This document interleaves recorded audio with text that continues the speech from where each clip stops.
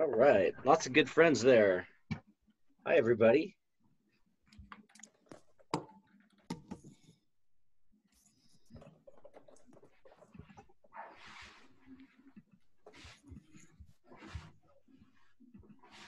Wow. Awesome. I found the button that lets me look at who's on the call.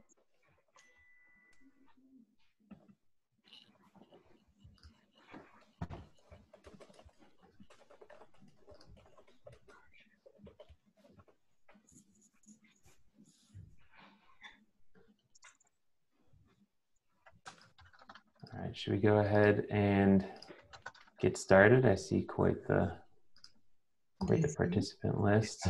Oh, not yet. I didn't turn my camera on. Oh. All right. All right, so can folks see my screen? Great big title card here. Is it a yes or a no? Yeah, that's a yes. Yes. That's a yes. All right. I always worry when it's dead silence like that. Cool. So thanks for coming, everybody. I'm just going to kick us off here. So my name is Jeffrey Hansen. I am the chair of the membership committee at Medicine Wheel, and we put together this event here to get a bunch of folks together and talk a little bit about what's new with Medicine Wheel, what's coming up down the pike, and why trails are more important than ever right now. This is also our kickoff event for our membership drive, which is going on through the end of June. It's usually a 1 month extravaganza in May, but we're extending it through June in partnership with IMBA to try and get more people to support the cause that can. Obviously, this is an incredibly unique time right now, and there's a lot of folks that aren't able to support IMBA or Medicine Wheel right now, and totally get that. We want to keep fighting for the trails and for your access and more and better trails regardless, but we can always use your support now more than ever. So if you are one of the lucky ones that are doing okay right now, we encourage you to support us on this Giving Tuesday. And with that, we'll talk a little bit more detail about what membership means for Medicine Wheel in a little bit. But with that, I'll kick it off. We've got a full slate today. It shouldn't take too long, but we want to run through just a bunch of activities that we're doing and what Medicine Wheel does, and how we support trails in the Pikes Peak region. So first up, we'll have Robert Lomenick, who's our Trails Committee chair, talk about what's new in the trails world, and then we'll get on to some other good stuff. So with that, actually, do you mind if we invite David Diedemeyer to speak first? Only because David Diedemeyer is so incredibly awesome, and we bow down to his greatness. We will rearrange our agenda just for Dave because he's so great. Does that work okay for you, David? And basically, we want to talk about the things you don't talk about, David. So is that all right? Is David muted? No, he look like it. David, you're muted now. Now you're muted. You weren't before. Oh, he's unmuted. Good. Yeah. Jeff, tell people who David is for those one or two who may not know.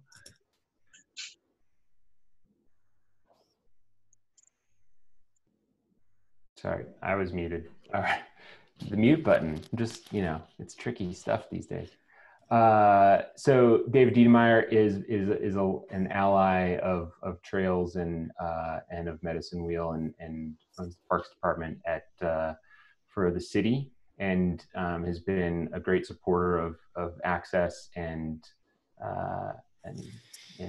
getting and supporting our cause and being a friend of Medicine Wheel for quite some time.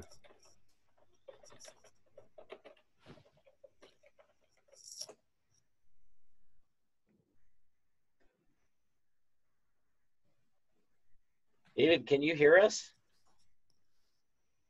He's muted again. Muted, unmuted.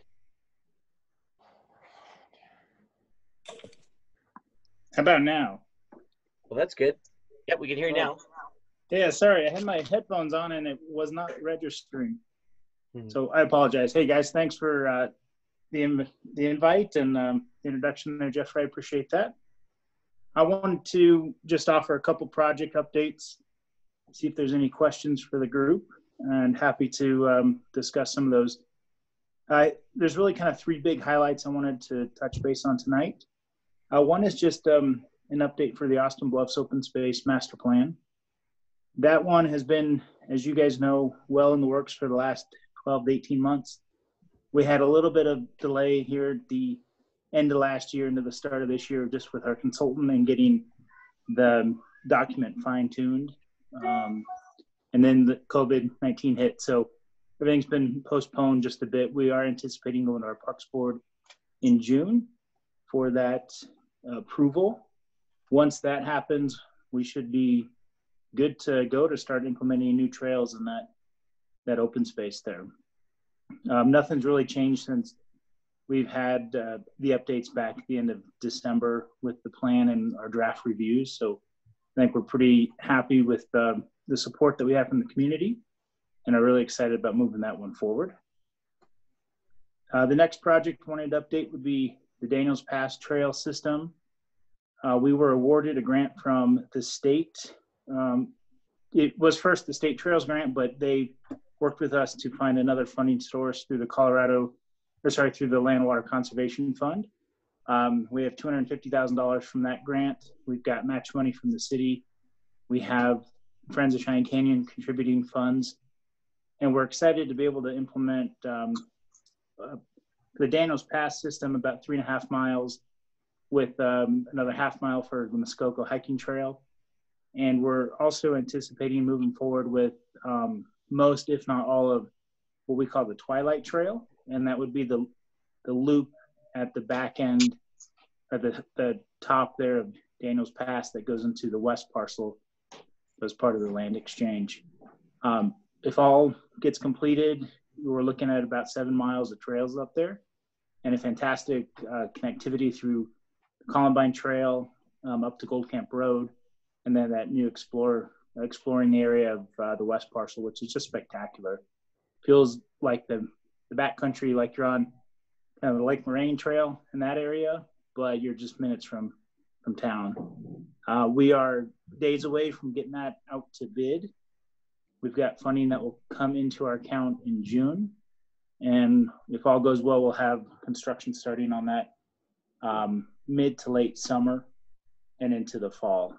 So that one, I do anticipate we'll have some folks who will be upset that their favorite downhill may be going away, but it's an incredible addition, I think, to our park system, and we've got other opportunities to look at for some of the mountain biking or bike specific as we look system-wide. And that leads me into my last point I really wanted to spend a few more minutes on would be the update to the quarry. And so some of you may have read an article in the Gazette this past weekend. The city has announced we are under contract with the landowner for the Pikeview Quarry and Black Canyon Quarry. So Black Canyon Quarry is associated with the Waldo Canyon planning effort that's going on. We're looking at that as a trailhead for the Waldo system. The Pikeview really has two components. There's an acquisition of about 148 acres that would be open space just off of Allegheny Drive. And then the second component to that is once the company goes through the reclamation of Pikeview Quarry itself, the active quarry pit, when they close that with the state, that land would be donated to the city with the anticipation of that being a bike park. I know it's something that we've talked about for many years, but something that we're certainly excited about. The other component to it is that I think a portion of this open space that we acquire this year will be dedicated for that bike park, really right along Allegheny Drive and that access into the quarry site. So that should hopefully happen a lot sooner. The restoration work is anticipated to take anywhere from 3 to 5 years. So we're still a couple years out, but very exciting news that we've got land that could serve this purpose of a dedicated bike park and really be a truly magnificent one. We're looking at over 200 acres that could be used for the bike park, with a pretty significant amount of elevation change as well. That acquisition process is really kicking off tomorrow with our TOPS working committee. So that board will hear it and vote whether or not to recommend it to our Parks Advisory Board. That would move forward next week to our Parks Advisory Board, and then we'd be on to City Council. So if all goes well, we're looking at anywhere from about a 6 to 8 week process to close on the first set of properties and initiate that open space acquisition. So with that, I'll open up to any questions that you guys might have. But again, I just really wanted to highlight the top three kind of big projects I think that are making some pretty significant impacts this year.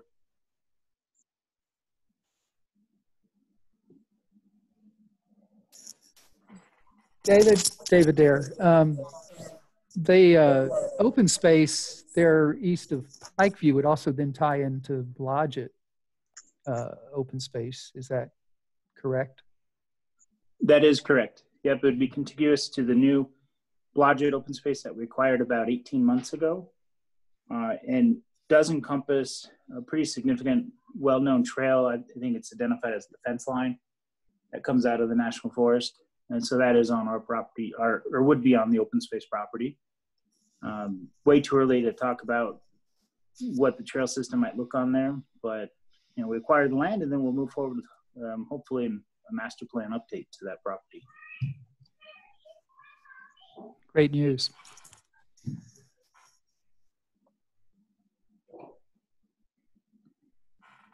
I have a question. You mentioned people's favorite downhill going away. This is the first one of these meetings I've been at, so a lot of these things that you're talking about in the areas is all brand new to me. What sounds pretty neat what you're doing up there in the canyon. What's the downhill that's going away? So the existing Daniels Pass gets improved, and that is socially a pretty well-known downhill trail, or used as a downhill trail, but it's not a dedicated one. Gotcha. Okay. I've only been there once. Hey, David, it's Micah Rice. If you can tell me with the, is it TOPS money that it's purchasing the quarry, or is that from a different fund? Yes, the acquisition would be TOPS funded. And there's a little bit more caveat that we're looking at as we get into the bike park component, because it's a little bit more active. But the vast majority of the active component would be on the donation, and a lot less restrictive. And we're certainly moving forward with the idea that that bike park would be, could be, should be used for special events, races, and all those aspects associated with a pretty nice facility. And David, the open space adjacent to the quarry, the part that that TOPS money will be used to acquire, will be preserved as an open space, but with some trails on it. Is that right? That is correct. So, and we'll presumably we'll enter into a master plan to figure out exactly what trails. Frankly, in addition to the great terrain that's offered by the quarry itself, there's a lot of really great opportunities for trail improvements on the land that's adjacent to that quarry. There absolutely is.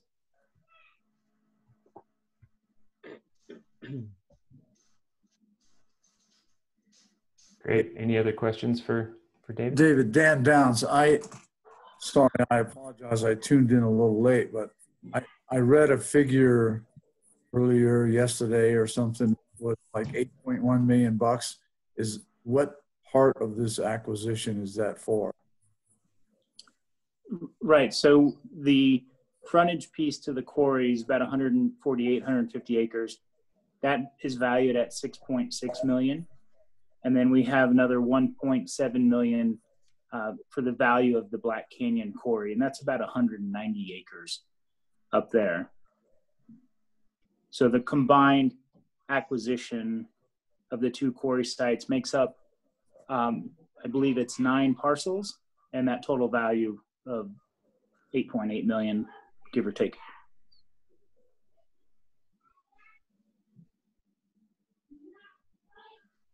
Cool.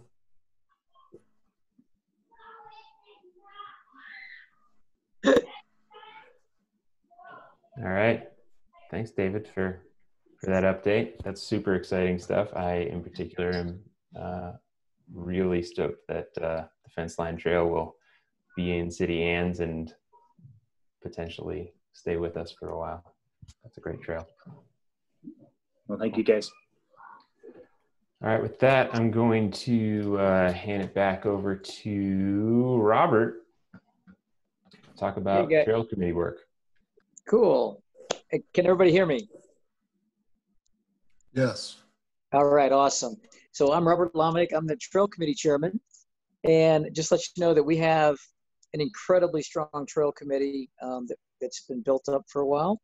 And it's running at 16 people right now. So we have been planning our little hearts out through the winter and into the beginning of spring. And we were very close to submitting all of our trail projects, our trailer projects for doing maintenance or new trail stuff.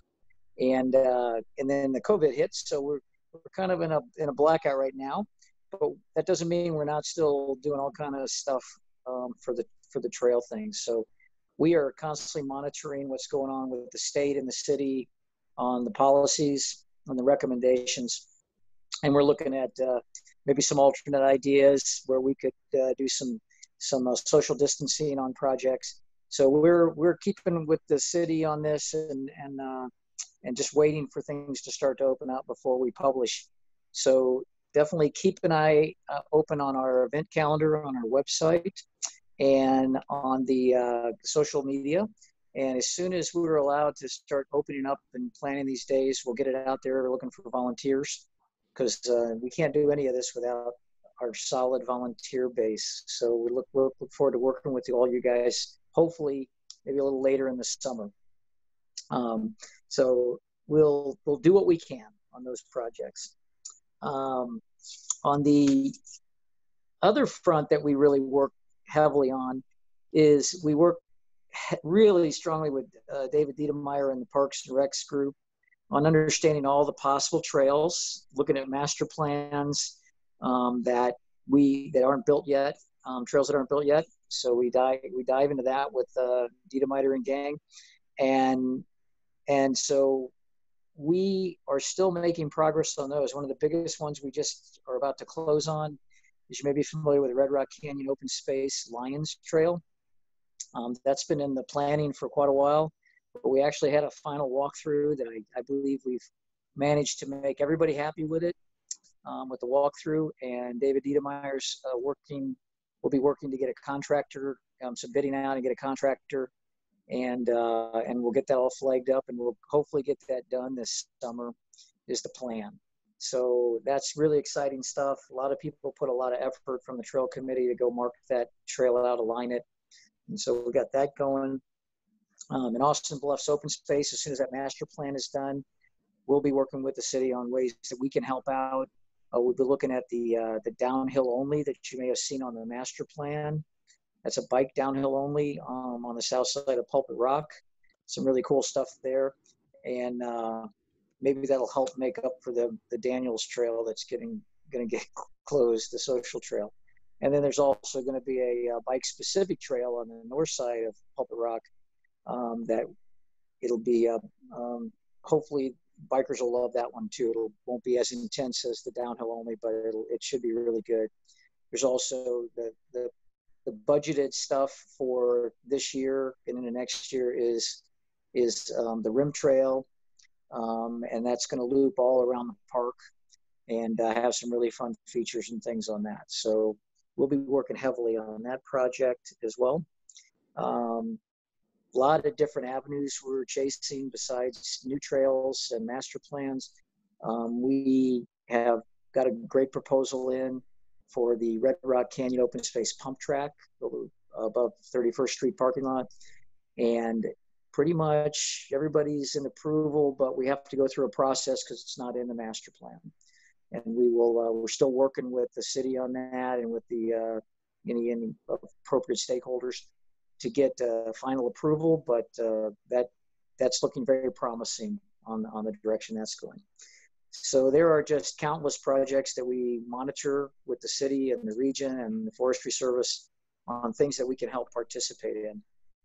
And to that end, we, even though I've got 16 people on the trail committee, anybody interested in getting more involved in the planning aspects and in the digging aspects, we have lots of different roles on the trail committee. It can be being the senior guy that knows how to make trail. It can be the guy who plans the days. It's endless. Crew leaders. So contact me and let me know if you have interest in that. But definitely want to see out there as volunteers on our days. And that's kind of what's going on. Big things that are going on with the Trails Committee. Any questions?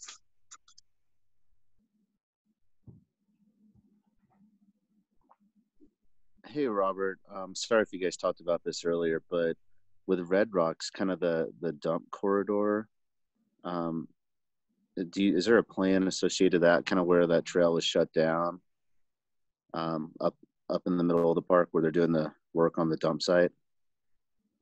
Yeah. So everybody knows that they went in on excuse me, on the south side there of the dump, and they put a fence up across the dump, and it closed down that one egress trail out of that swale. And so we're working with the Fringe Group and with the city, Parks and Recs, on kind of what to do with that.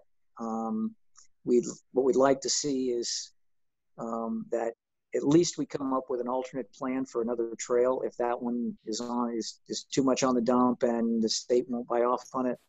All that said, the state has done their initial remediation analysis and told the city what they had to do, which the city has done.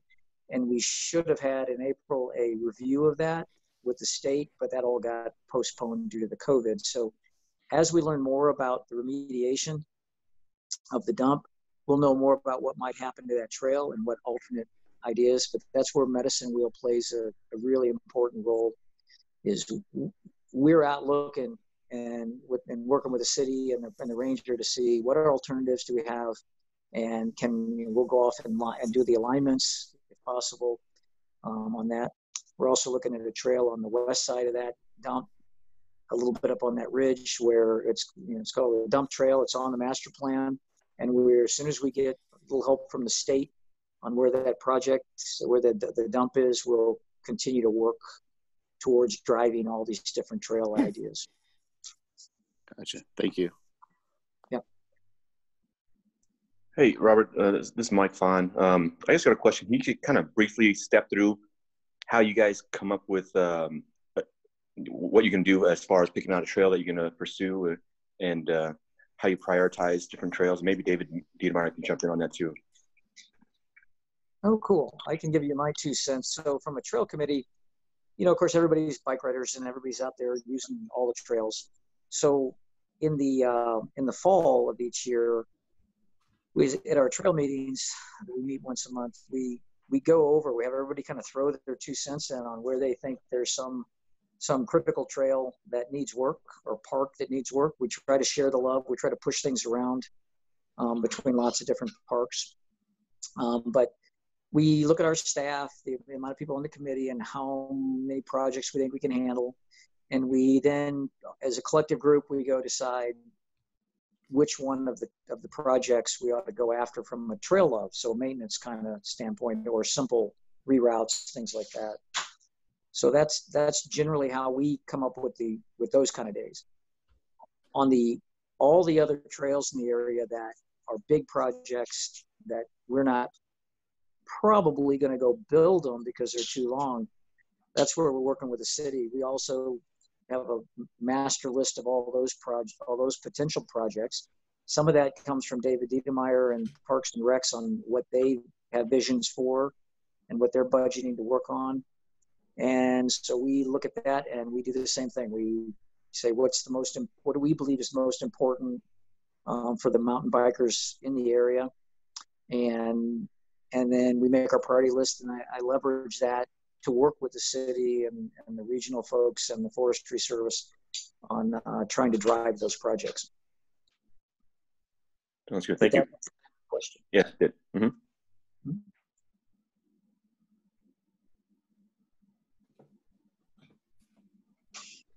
All right, if there aren't any further questions for Robert, then we'll pass the torch on to David Dare to talk about advocacy.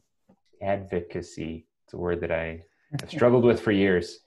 Still eludes me. I'm still struggling with it, Jeffrey.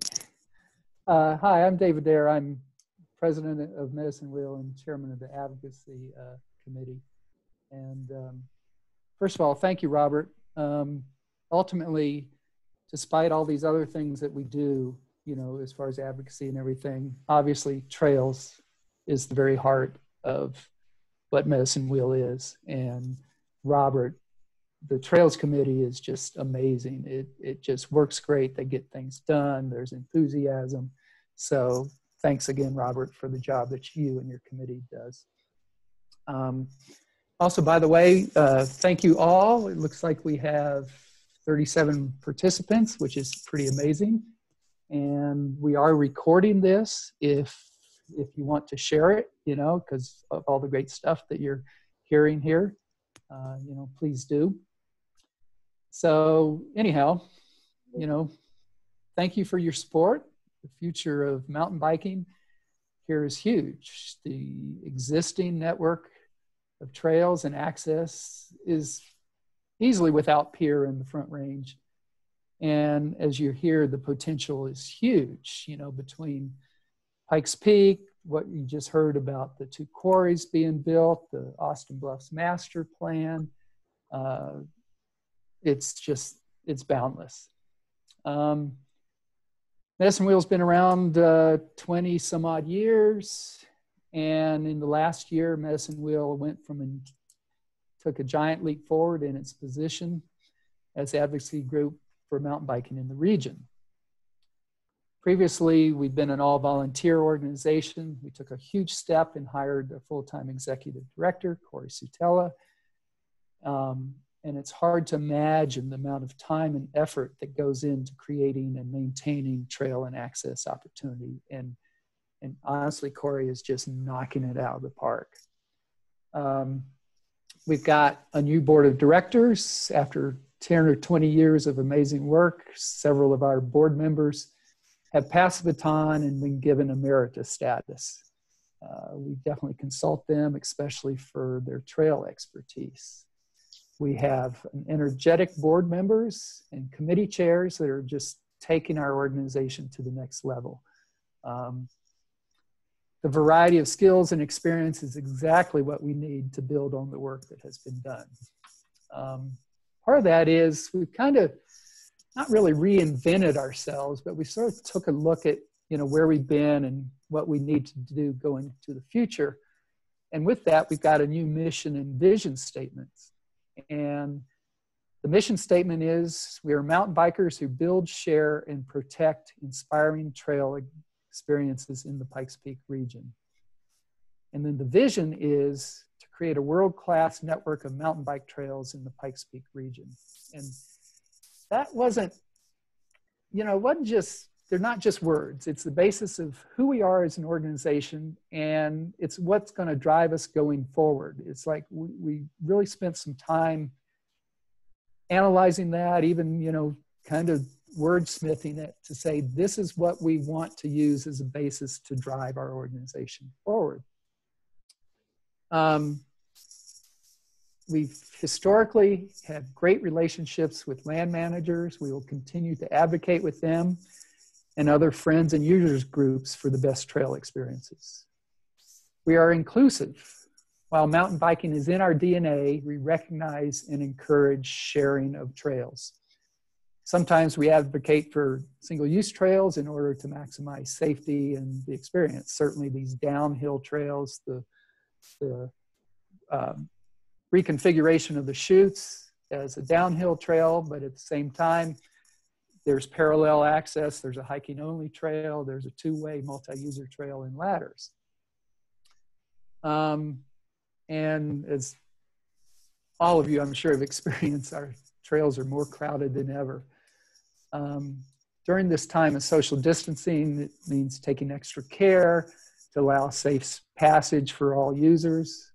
We suggest wearing masks to protect others from you, not to protect yourself. We want to make this easier and more stylish, which is why our membership drive includes a new medicine wheel neck gaiter, and you'll hear more about that later here in this presentation. We are committed to educating all trail users about proper trail etiquette. Hopefully many of you have seen our web posting about trail etiquette for all user groups. And hot off the press, we have a new video on proper trail use. Are we ready to run that, Jeffrey? It's probably best if we send out the link, just so that you're not like watching a video over my internet connection. It's like watching a copy of a VHS tape, probably. So okay, it's really worth watching. All right, it's professionally done. So be sure and to look for that link, and we'll be posting it on our Facebook page. And just to wrap up, I just want to mention just a couple of probably the dozen, things that we're kind of working on. We're trying to, actually three things now, because what you just heard from David is with the purchase of the quarry and master plan going forward. Hopefully that will be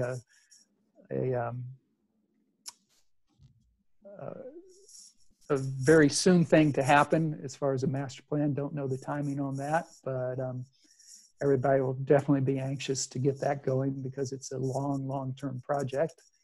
We're encouraging a North Slope master plan, lots of opportunities to expand the trails on the North Slope of Pikes Peak, Catamount Reservoir. We are pushing parks to start a master planning project sooner than later. There's certainly things going on there between the Summit House construction and city utilities. It's push, and partially it's financing, but we're trying to get creative and see how we can make that happen. There's an opportunity with Fort Carson. Fort Carson approached us, Medicine Wheel, seeking trail expertise in implementing a NICA course, which is a high school mountain bike race course, and additional trails on the base. They say they have funding and it will be open to the public. We don't know how the COVID crisis has affected this plan, but we will be pursuing it, and hopefully that's just another opportunity. And so we will be following up. And to close, we are Medicine Wheel, warrior, ambassadors, and innovators. Those are three items kind of as part of our mission and vision statement. That's who we are. We're warriors when we need to be. Hopefully most of the time we're ambassadors, just making things happen, making things work, and innovators. It's like always looking for that next opportunity. So if you're interested in participating, please let us know. There are many opportunities, and the best way to reach us as far as that is send it to info, info@medwheel.org. Thanks.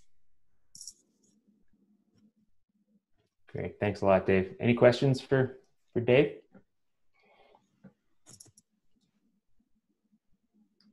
All right, then I'll hand it over to Jacqueline to talk about social news in the medicine world sphere. All right, well, thank you. My name is Jacqueline Roberson, and I'm new to the board of directors with Medicine Wheel, and I'm our chair of the social committee. Sorry.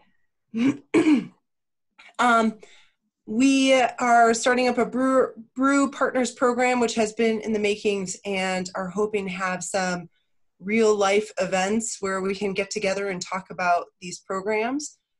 We had our first one for the year at Cerberus Brewing Company.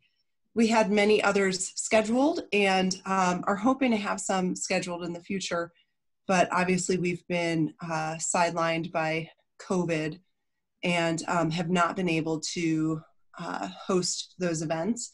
They do raise money for Medicine Wheel as well by your purchase of beer, so that's super helpful. Some of those brew partners that you could just support while they're trying to make ends meet for their staff is Cerberus, Fossil, Trails and Tap Room, Lost Friends, Pikes Peak Brewing, Manitou Brewing, Goat Patch, and Red Leg. Also Jack's and Black Forest out on the far east side are interested in partnering with Medicine Wheel and looking at opportunities out on the east side of town.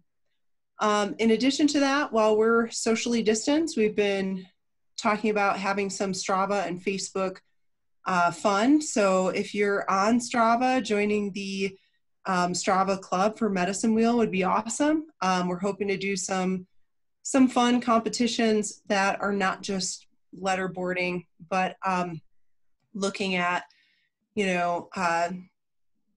out on the trail and taking some pictures, posting it to Facebook, sharing your favorite bike park feature, sharing your favorite real out there mountain trail, not in a city park.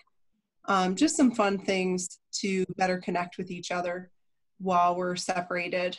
Towards the end of May or maybe June, we are partnered with Red Leg to have an event to give out some of the swag from our fundraising events for our membership drive. So hopefully we'll have some information in the future or in the near future in the next week or so. We were scheduled for May 27th, but that may be delayed or changed, where we still have an event, but it might just be a Medicine Wheel person on site and you can go buy beer or not at Red Leg, but you can pick up your swag from becoming a member, and we will have some raffle opportunities leading up to that date. And again, that's hopefully May 27th. I'm in touch every week or so with Red Leg to look at how that changes. In addition to that, we do have a lot of volunteer opportunities and volunteer needs that are not just building trails. So if you have some sort of expertise that you would like to share with the organization, then you can email. The emails on the screen there, info@medwheel.org, about something that you think that you can help contribute. And we will be sharing out some of our specific needs in the next few days or so about ways that we need people to engage with the organization. So, any questions? I have a question. Can I ask a question? Sure. Jacqueline, can you hear me? It's Susan. Hi, Susan. Hey, so you said we can join if we're on Strava, we can join the Medicine Wheel, I don't know, club. Yeah. So you send out something to tell us how to do that? That's a great idea. You go onto your Strava and explore. So on my phone. Yeah, okay, I got it. And I go to clubs. Oh. So you should be able to type in Medicine Wheel, but you should also be able to search for it in clubs that are near you. Okay. And find Medicine Wheel. And then we all see all the fun things. So we put up a little event today to kick off and be social, but social distancing, and do a ride today before the meeting. People may have seen that if they're part of the club, but you'll get emails when we do these, fun competitions, if you will. Not really competitions, but we're not going to be riding something as fast as possible. We're more likely going to be like, hey, take a cool picture, share it. Okay, very cool. Well, I just joined. Awesome. Yay. So, yeah, that's fun because we're in Georgia riding. We rode all across from Colorado to Georgia in a couple places, and had some really fun experiences along the way. So. Well, and that's another cool thing to share on the club. You can see like recent activity, not just letter boards, which are like who rode a lot or who rode the highest, but you can also look at recent activity, and it'd be really cool to see like what other people are writing. Cause I think you guys are going to Bentonville. So yes. Yeah. Cool. Well, enjoy. Okay. Thank you. Yeah, no problem. Any other? Great. I'll pass it on. Awesome. Thanks, Jacqueline. All right. Who's next? Big Corey. Ooh, hello. Am I up? You're up. Hey, everybody. I just did want to mention a couple of random things before I dive deeper. We are really supportive of people protecting community health, and we believe that it's a great idea if people would ride with some kind of a mask or a neck gaiter, at least around your neck while you're riding, and pull it up while you're passing people. We think it's an important thing that we can do to show that we're taking care for community health. And I apologize if did this already get mentioned that we're establishing the Medicine Wheel Trail Advocate Neck Gaiters. I'm not sure if it's come up yet, but they're coming soon, and they'll be offered to some of our monthly members. So watch for that. And I think I'm right that we haven't debuted our trail etiquette video yet. And if we're ready to do that, I propose that we do that. Medicine Wheel, we see that we've got a big role in terms of being, sort of being the stewards and the leaders in how do we share our trails and how do we get along on trails. We're mountain bikers, but we build multi-use trail, and we have a very big vested interest in people sharing trails. Am I right that we need to debut the video? We talked about that. I think you were howling at the moon or something. I live in Manitou, so I had to go howl. Yeah, that's So we did discuss it, and we're gonna send the link out after the call so that you don't want to show it now. Okay, no problem. Yeah. Okay, we'll send the link out, but the video is great, and it shows how we can use our trails safely. So what I wanted to go through today was to talk a little bit about the e-bike survey that we've done. E-bikes are probably the most contentious issue that's come up in the last 5 or 10 years in the mountain biking world. And we want to talk about Medicine Wheel's role in helping to move through this discussion. So first of all, it's very clear to us that the city park staff has got a lot of interest. There's a lot of users that are interested in expanding e-bike use and especially e-mountain bike use. And I'm going to be really honest, there's a lot of people in Medicine Wheel that are traditional mountain bikers that believe, God darn it, you should have to go out and pedal and earn your own turns and that kind of thing.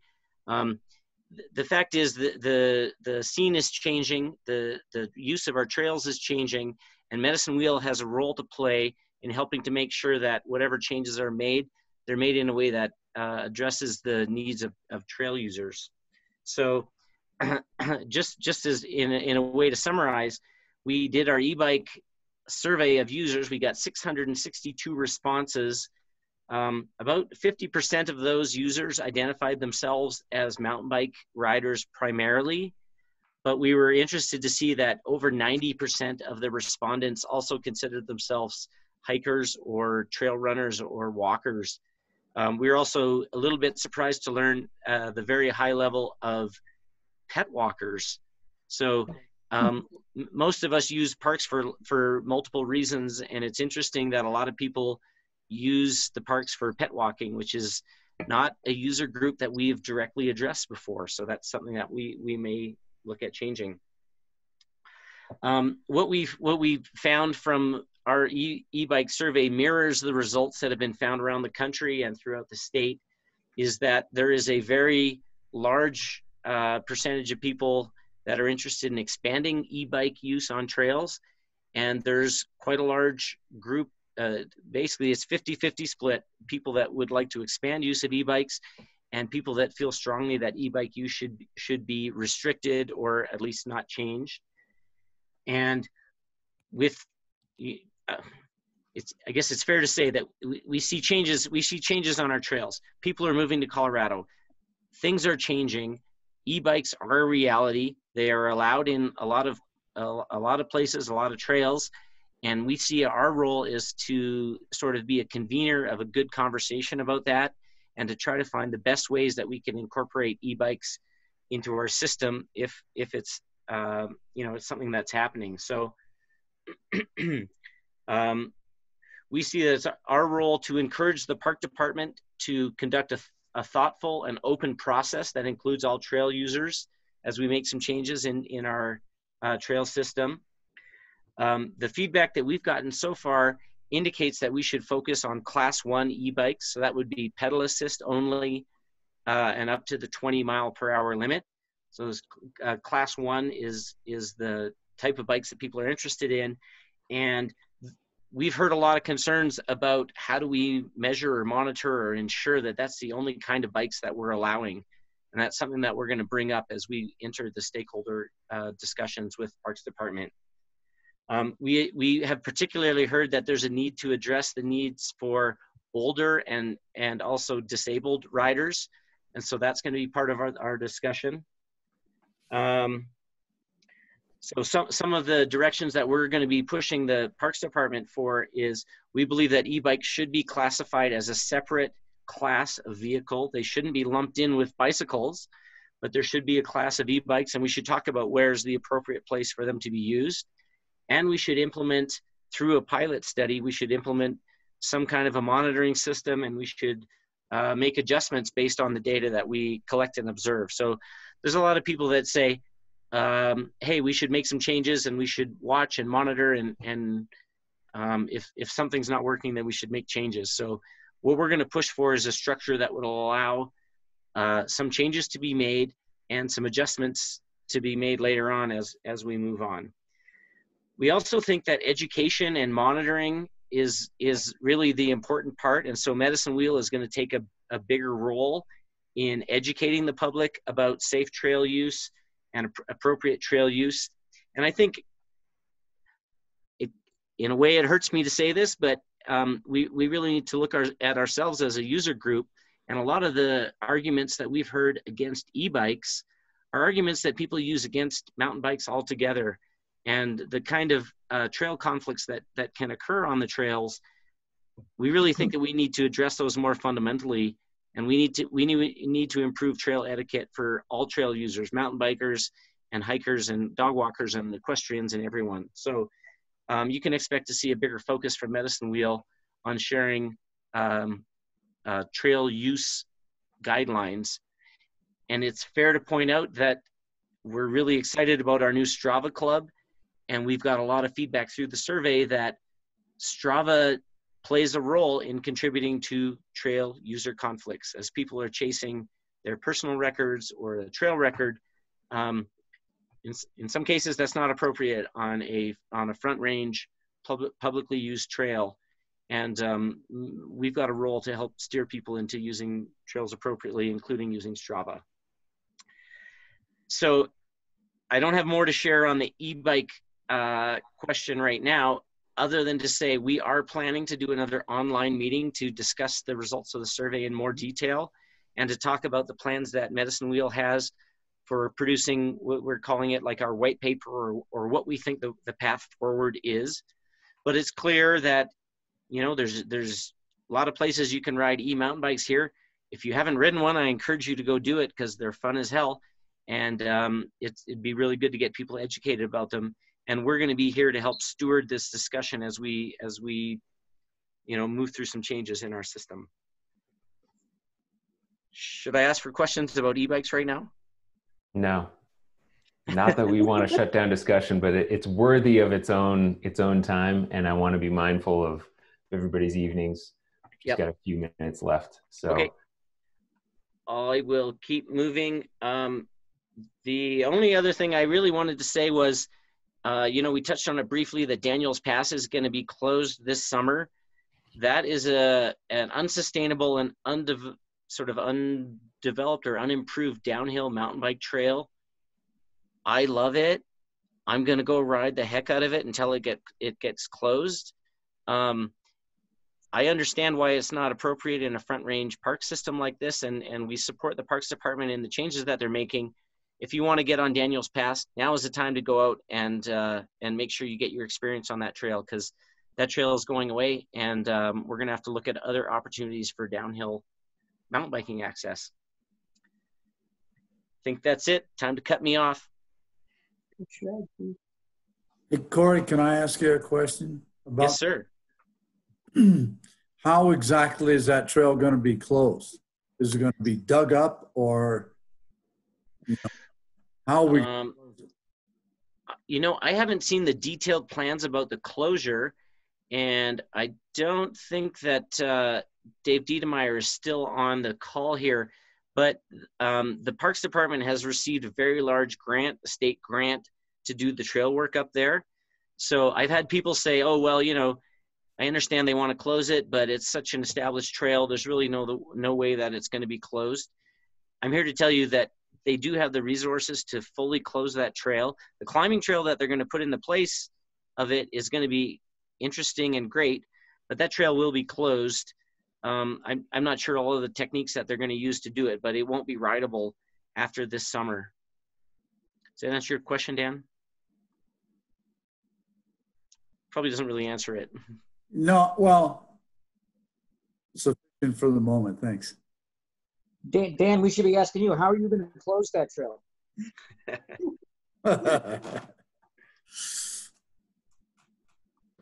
All right, we've got one final presenter this evening, Jerry Signorelli, to talk about membership and how you can help support us.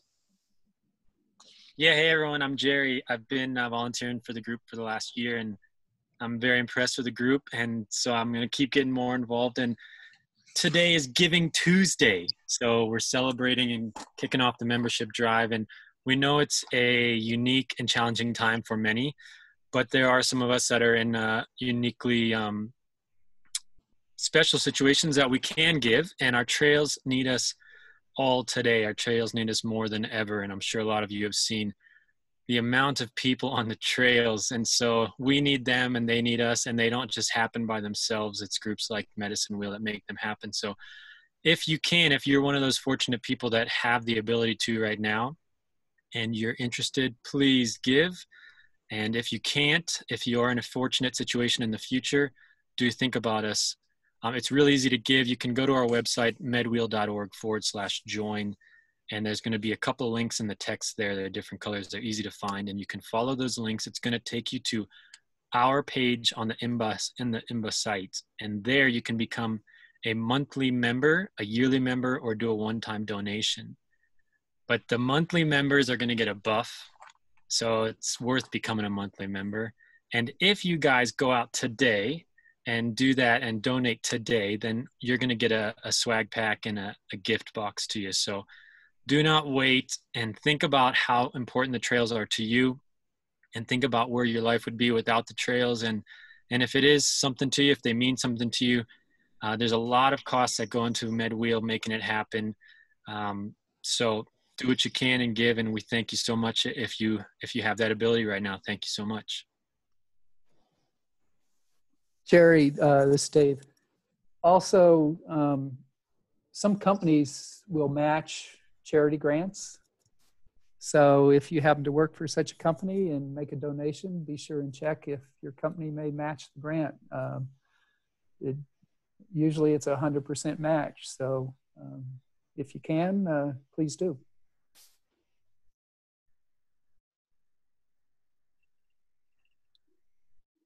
For sure. Thanks, Dave. Thanks, Jerry.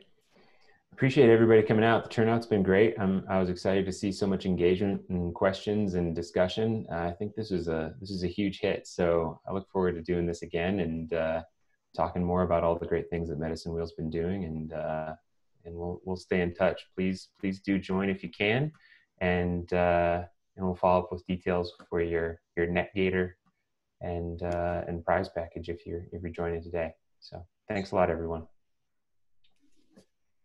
Thank you, guys. Thank you. Thanks, guys. Thanks for coming. Send your questions anytime. Thanks. Have a good evening. Going to put that link for the video on the chat thing, or does it just be on Facebook?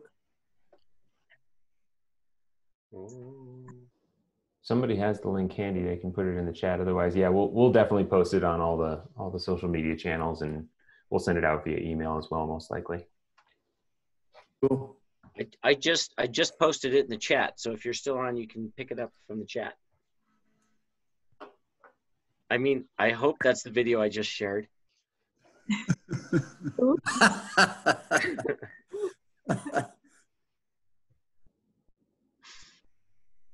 Got it. Thanks, Corey. Okay, I'm locking out. Take care, you guys. See ya.